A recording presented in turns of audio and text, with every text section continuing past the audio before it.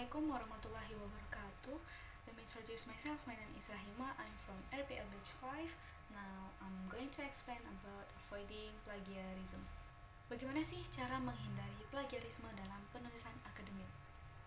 Plagiarisme adalah menggunakan ide, kata-kata, atau karya orang lain tanpa menyebutkan sumber. Ada 3 cara utama untuk menghindari plagiarisme. Pertama, memahami apa saja yang perlu dikutip.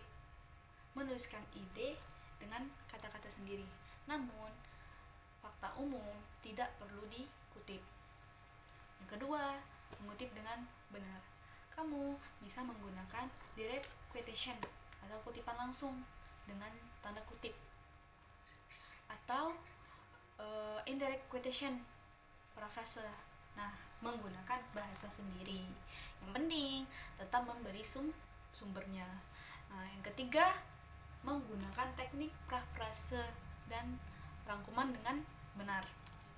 Parafrase bukan hanya mengganti kata, tetapi kita harus menuliskan ide penulis lain dengan struktur dan gaya bahasa kita sendiri.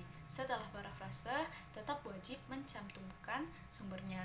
Nah, namun yang paling penting adalah memahami ide dan menuliskan kembali dengan bahasa sendiri. Nah, contohnya ada jika seorang mahasiswa menyalin kalimat dari buku lalu menulisnya tanpa menyebut sumber, itu termasuk plagiarisme. Nah, hindari menyalin atau meminjam ide dari orang lain tanpa mencantumkan sumber dengan benar. So, plagiarism means using someone else's ideas without crediting. Cheating sources shows academic honesty. So that's all about explaining about avoiding plagiarism. Thank you for your nice attention. Assalamualaikum warahmatullahi wabarakatuh.